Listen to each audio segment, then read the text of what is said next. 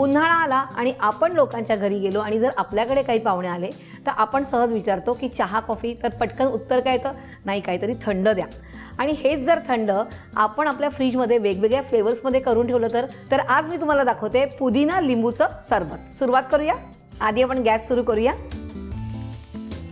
आणि आता आपण घेतोय 500 ग्रॅम साखर आणि ह्यात घेतोय आपण अर्ध पाणी. जेवढी साखर असेल त्याच्या अर्ध पाणी घ्यायचंय आणि आता हे उकळून द्यायचे आपल्याला.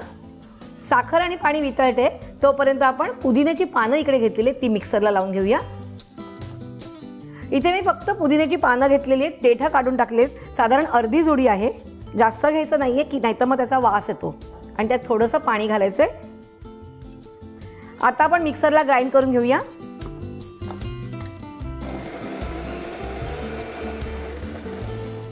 बघूया झालंय का, कारण आपल्याला एकदम बारीक नाही करायचंय. येस, हे झालेलं आहे. आता आपण हे काढून घेणार आहोत आणि साखर आणि पाणी उकळलं की त्याच्यामध्ये हे मिश्रण जाईल. तर आपण थोडीशी वाट बघायची.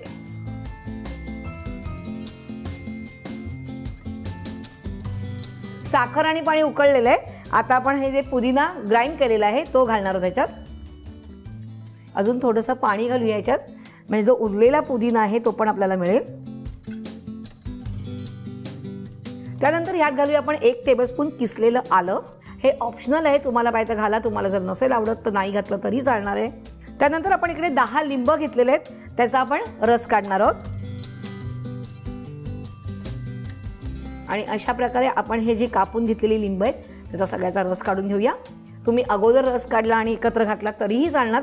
फक्त एकच लक्षात ठेवायचं की कुठेही लिंबाची बी येता कामा नये, नाहीतर मग ते कडवट होतं.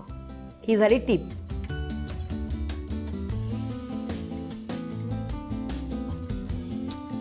आपण हे जे सरबत करतोय हे कॉन्सन्ट्रेट आहे, म्हणजे आपण हे करून तुम्ही फ्रीजमध्ये बाटलीमध्ये भरून ठेवू शकता.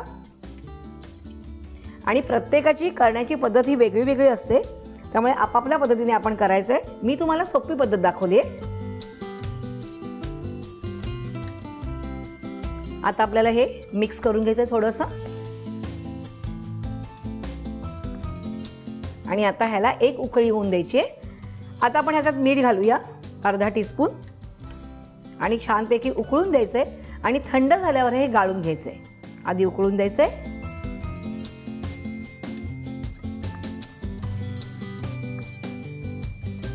ह्याला छान उकळी आलेली आहे.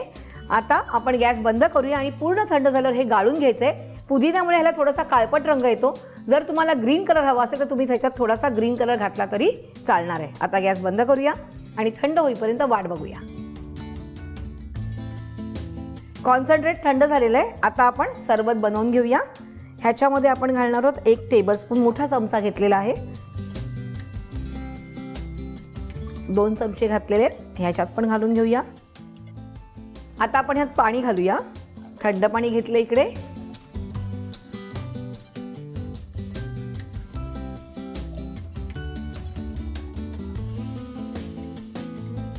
आता गार्निशिंगसाठी आपण ह्याच्यावर पुदिन्याचं पान घालूया आणि लिंबाची पातळ स्लाइस करून घेतलेली आहे ती अशी लावायची आहे.